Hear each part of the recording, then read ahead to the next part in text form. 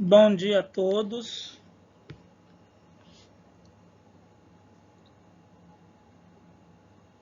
Eu me chamo Anderson Aguiar de Lima. Sou aluno da Universidade Federal de Mato Grosso, campus Cuiabá. E o meu tema é Início do desenvolvimento vertebrado, mesoderma e endoderma.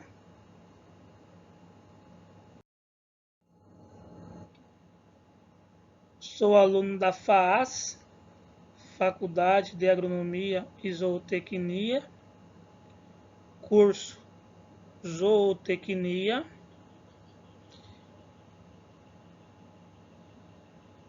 A disciplina é ministrada pelo professor Dr. Adelson Joel. E este seminário é requisito da disciplina de Histologia Animal e Biologia do Desenvolvimento. Uma introdução do meu tema: endoderma. Endoderma forma o revestimento dos tubos digestivo e respiratório com seus órgãos associados. E o mesoderma é observado gerando todos os órgãos entre a parede ectodérmica e os tecidos endodérmicos.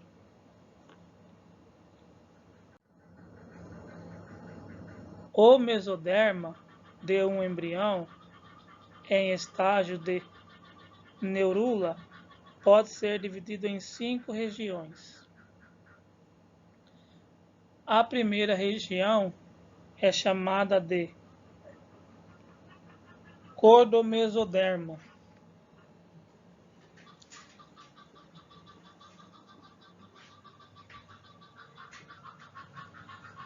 Esse tecido forma a notocorda, um órgão transitório, cuja principal função inclui a indução da formação do tubo neural e estabelece o eixo corporal antero-posterior.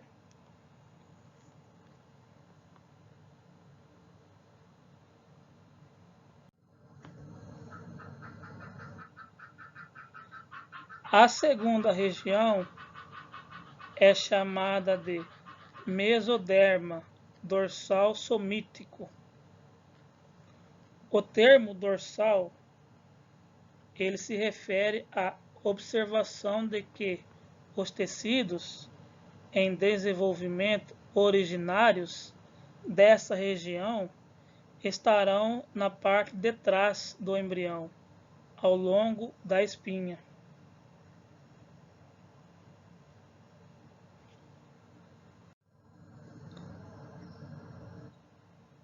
A terceira região é chamada de mesoderma intermediário. Ele forma o sistema urinário e os dutos genitais. E a quarta região é chamada de mesoderma da placa lateral.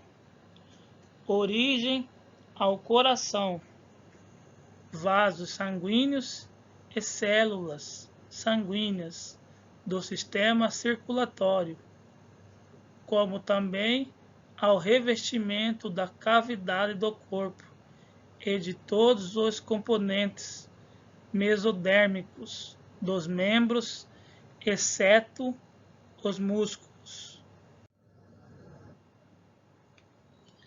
E a quinta e última região, o mesoderma paraxial.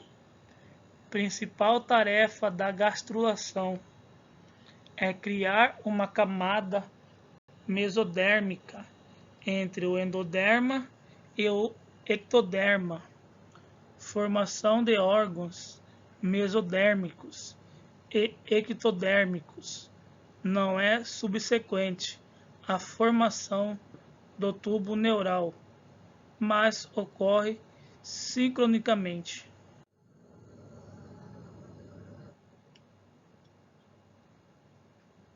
Somitômeros e a iniciação da formação do somito.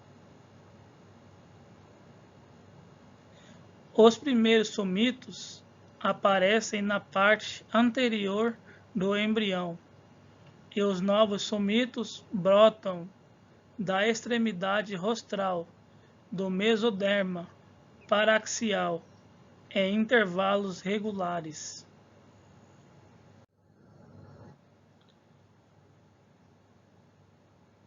Aqui a primeira imagem, a figura 9.2, mostra o desenvolvimento progressivo do embrião do pintainho, enfocando o componente mesodérmico, região do sulco primitivo mostrando precursores migratórios mesodérmicos e endodérmicos. Formação da notocorda e do mesoderma paraxial. Diferenciação dos somitos. Celoma e das duas aortas, as quais finalmente irão se fundir. Embrião de 24 horas e embrião de 48 horas. A segunda figura, figura 9.3, é o tubo neural e somitos. Micrografia ao microscópio eletrônico de varredura. Mostra os somitos bem formados e mesoderma paraxial embaixo à direita, que ainda não se separou em somitos distintos. Um arredondamento do mesoderma paraxial em um somitômero. Somitômero pode ser visto na parte inferior esquerda e as células da crista neural podem ser vistas em migração ventral a partir do teto do tubo neural.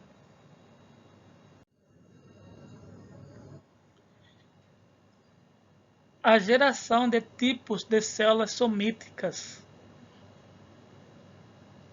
Quando o somito é primeiro formado, qualquer uma de suas células pode se tornar qualquer das estruturas derivadas de somitos.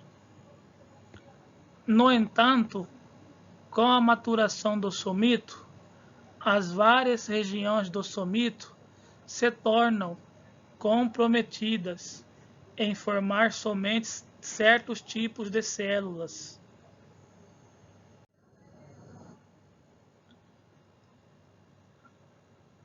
A outra figura, a figura 9.4, mostra a transição de um somitômero para um somito. A expressão da caderina se correlaciona com a conversão de células mesenquimatosas soltas em um somito epitelial nos embriões de tipo selvagem. Expressão é vista na região mais anterior do mesoderma paraxial, não segmentado. Porção que está sendo organizada em um somito.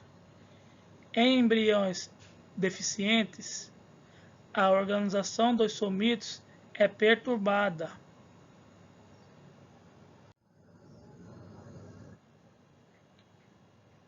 A figura 9.5 mostra para nós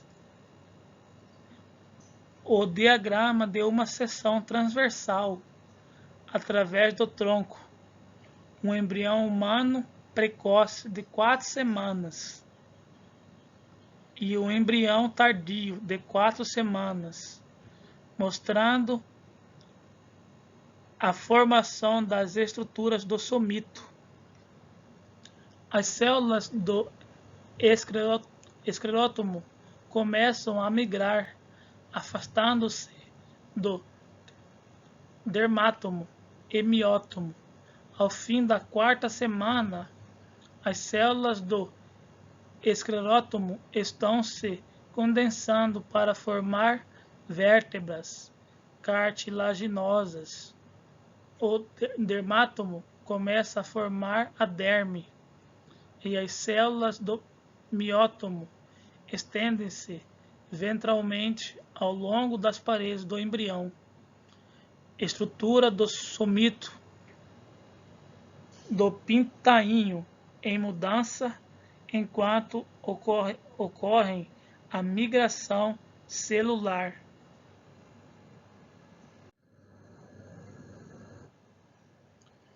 A figura 9.6 mostra para nós os modelos das principais interações postuladas para a modelagem do somito.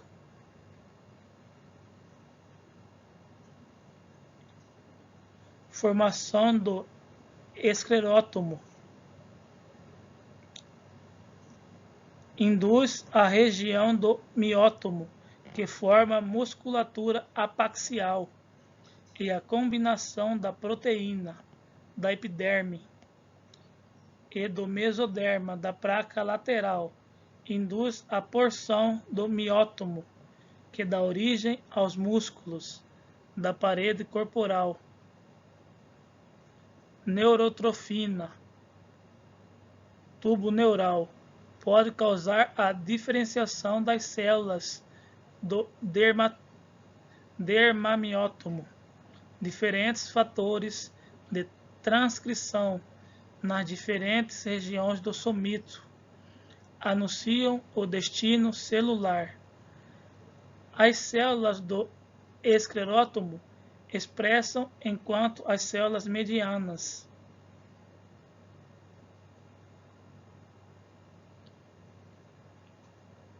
As células laterais do dermamiótomo expressam o fator de transcrição miogênico, assim como o receptor para o fator de espalhamento.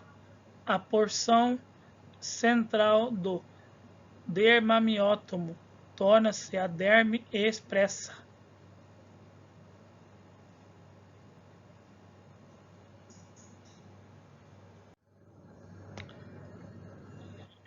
Geração de tipos de células somíticas. A camada dorsal dessa estrutura é chamada de dermátomo, sendo a responsável pela geração do tecido conectivo mesenquimatoso da pele dorsal, a derme. A derme de outras áreas do corpo se forma de outras células mesenquimatosas e não de somitos.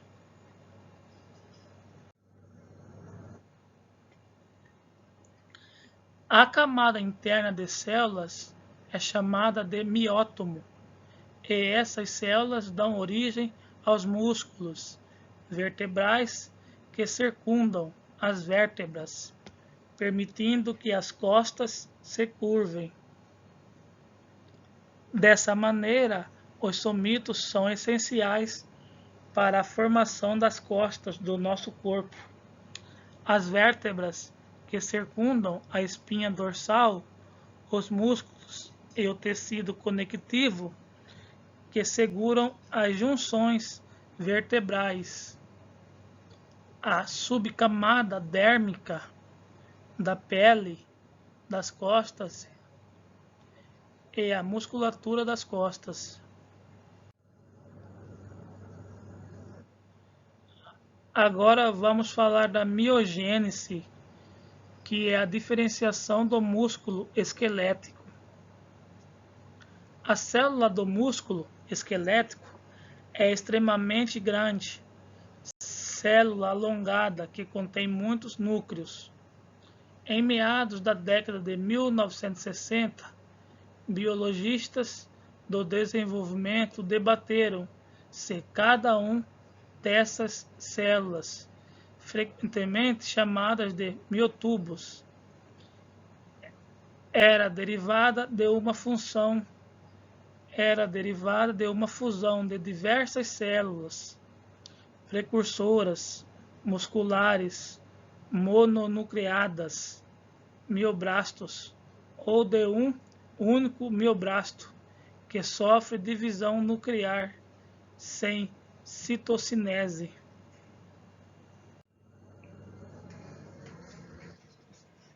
Próxima figura, a figura 9.7, traz para nós os dois mecanismos possíveis da formação do músculo esquelético. Como distingui-los? Camundongos quiméricos são produzidos da fusão de embriões de duas raças diferentes de camundongos, cada uma produzindo uma forma diferente da enzima isocitrato desidrogenase. Essa enzima é composta de duas subunidades. Uma raça produz isocitrato desidrogenase azão, indicada em negro, e a outra produz besão, colorida.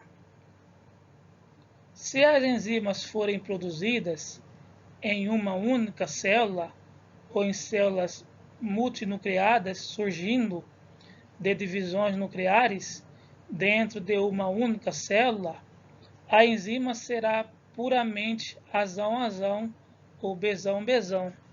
Se houver dois diferentes núcleos em uma mesma célula, poderá codificar para subunidades, enquanto o outro poderá codificar para azão, com o resultado de que algumas moléculas da enzima serão híbridas azão-besão. Por eletroforese, pode-se esperar esses três tipos de moléculas: a presença de moléculas azão-besão no músculo esquelético, mas não é um outro tipo de célula, confirma o modelo de fusão.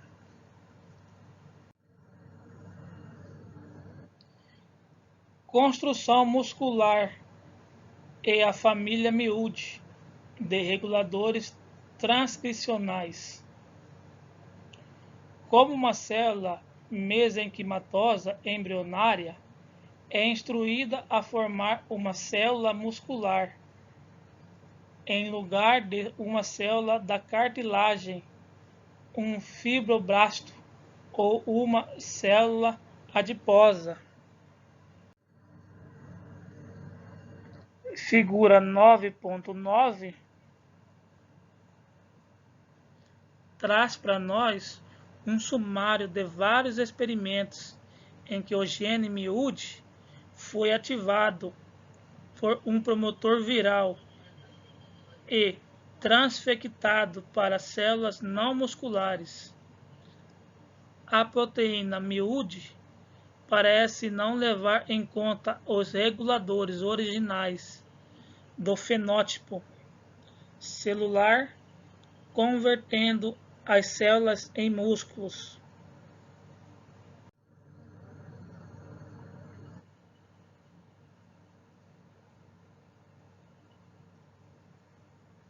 A próxima figura, figura 9.11,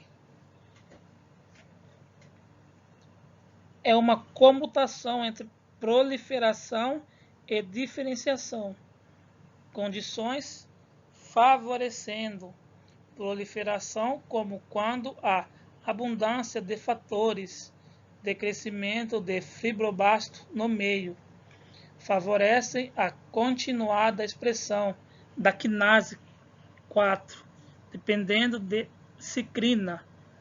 Essa quinase é capaz de reprimir a expressão de miúde. Reciprocamente, uma vez formada, o miúde pode suprimir através da ativação da proteína. Dessa maneira, as células em divisão não se diferenciarão e as células diferenciadas não dividirão.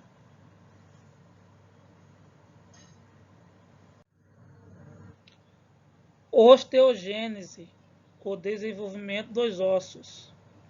Existem 3 linhagens que geram o esqueleto. O esclerótomo gera o esqueleto axial, o mesoderma da placa lateral gera o esqueleto dos membros e a crista neural craniana dá origem ao arco branquial e os ossos craniofaciais é a cartilagem. Figura 9.12, ela traz para nós o diagrama esquemático da ossificação membranosa. Células mesenquimatosas, provavelmente derivadas da crista neural, se condensam para produzir osteoblastos, que depositam matriz osteoide. Esses osteoblastos ficam enfileirados ao longo da região calcificada da matriz. Osteoblastos aprisionados dentro da matriz óssea tornam-se osteócitos. Espalhamento de espículas ósseas do local da ossificação primária nos ossos chatos do crânio de um embrião humano de 3 meses. Os ossos mostrados em negro são formados por ossificação endocondral. A figura 9.14 traz para nós o diagrama esquemático da ossificação endocondral. As células mesenquimatosas se condensam em nódulos cartilaginosos que formam o modelo do osso. Condrócitos no centro da haste sofrem hipertrofia e alteram sua matriz extracelular, permitindo a entrada de vasos sanguíneos. Vasos sanguíneos trazem osteoblastos, que se ligam à matriz cartilaginosa em degeneração e deposita a matriz óssea. Formação das placas de crescimento epifisário pelos condrócitos, que se proliferam antes de hipertrofiar. Centros secundários de ossificação também se formam quando vasos sanguíneos penetram perto das extremidades do osso. Padrões de desenvolvimento, figura 9.16, ela traz para nós a mineralização esquelética em um embrião de pintainho de 17 dias que se desenvolve em uma cultura sem casca e dentro da casca. Durante a incubação normal, os embriões foram fixados e corados com vermelho de alizarina, por mostrar a matriz calcificada. A figura 9.17 mostra a deposição de cálcio pelos condrócitos na região distal da zona hipertrófica. Cálcio corado em escuro nesta montagem de micrografia eletrônica é colocado na matriz pelas células em crescimento. Formação das membranas extraembrionárias. O desenvolvimento embrionário nos répteis, aves e mamíferos tomou uma nova direção.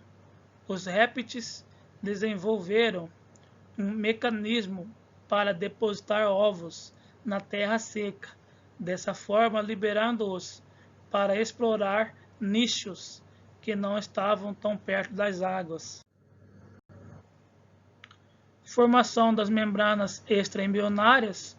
Para conseguir isso, o embrião produziu 4 conjuntos de membranas extraembrionárias para mediá-lo com o ambiente. E mesmo que a maior parte dos mamíferos tenham desenvolvido placentas ao invés de cascas, o padrão básico das membranas extraembrionárias permaneceu o mesmo. Padrões de desenvolvimento.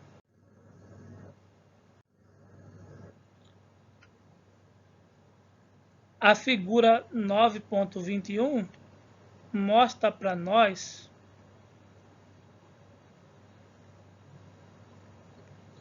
o desenvolvimento das membranas extraembrionárias do pintainho. O embrião está cortado longitudinalmente e os revestimentos de albumina e da casca não são mostrados. O embrião de 2 dias, o embrião de 3 dias, o diagrama esquemático detalhado da região atual do embrião do pintainho, mostrando a formação de alantoide, embrião de 5 dias, um embrião de 9 dias. O coração. O sistema circulatório é uma das grandes conquistas no mesoderma da placa lateral, consistindo de um coração, células sanguíneas e um intricado sistema de vasos sanguíneos. O sistema circulatório fornece a nutrição para o embrião vertebrado em desenvolvimento. Padrões de desenvolvimento. A figura 9.22 traz para nós células formadoras do coração no embrião do pintainho. Origem de células cardíacas no embrião precoce do pintainho. O padrão antero-posterior geral do suco primitivo é visto no endocárdio e miocárdio do coração. Modelo para especificação do mesoderma cardíaco. Os caminhos da migração mesodérmica nas várias regiões do suco primitivo estão representados por setas. Sinais que induzem miogênese cardíaca estão representados por inibidores da indução cardíaca. Estão representados como o mesoderma migratório na região 1 não encontrada, indutores ou repressores. Figura 9.25 traz para nós a formação da câmara cardíaca durante a 3ª semana do desenvolvimento humano, mostrando a formação das câmaras a partir de um tubo simples. Mostram a figura A e a figura D mostra o coração em desenvolvimento do lado esquerdo.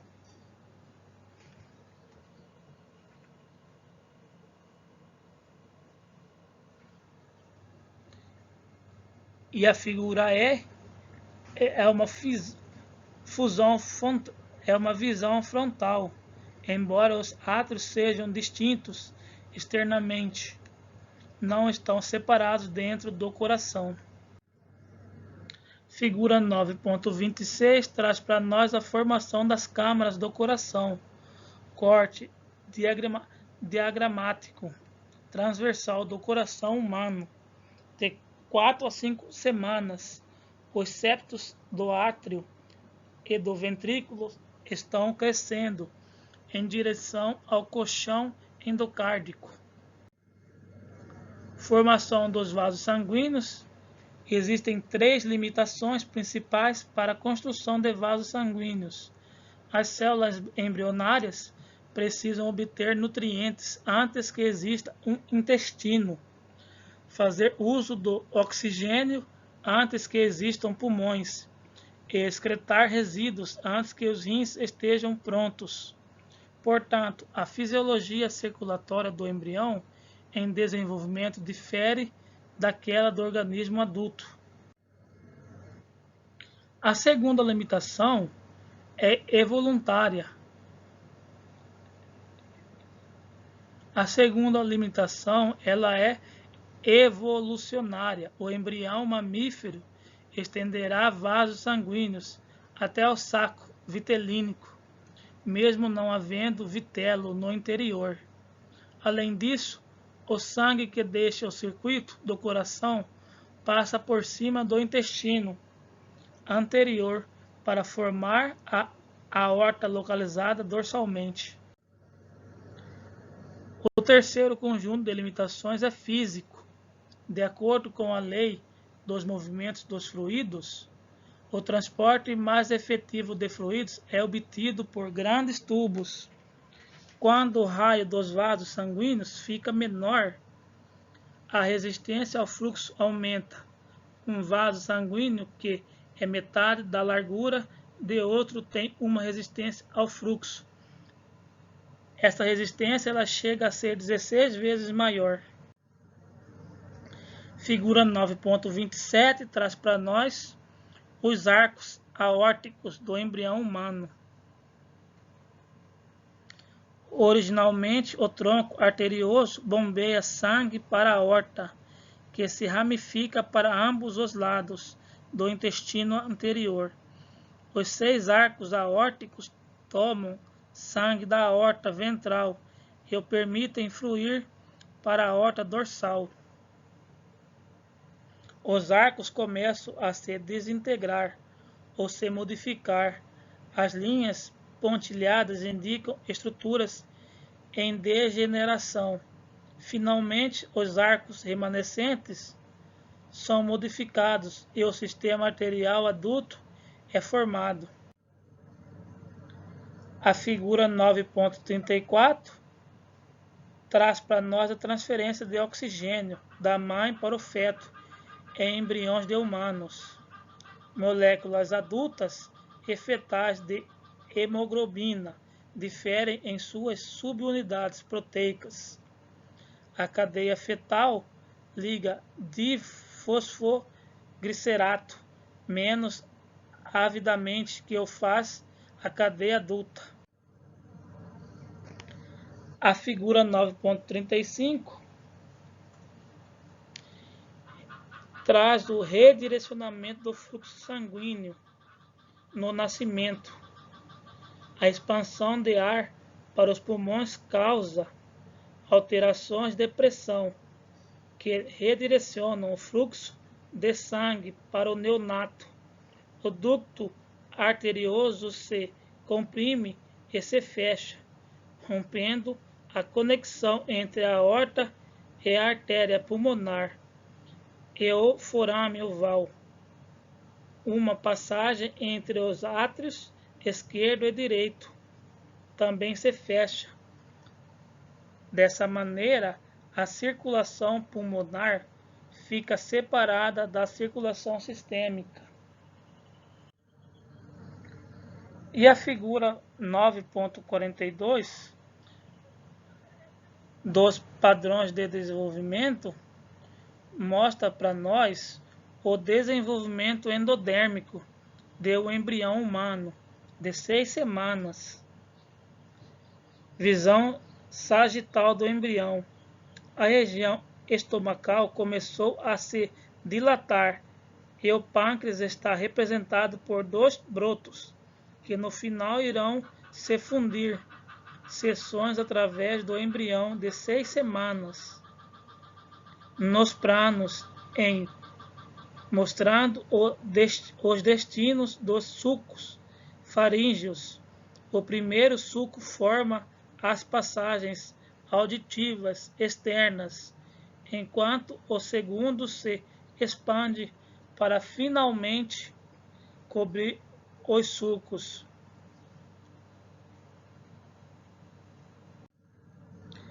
É isso, pessoal.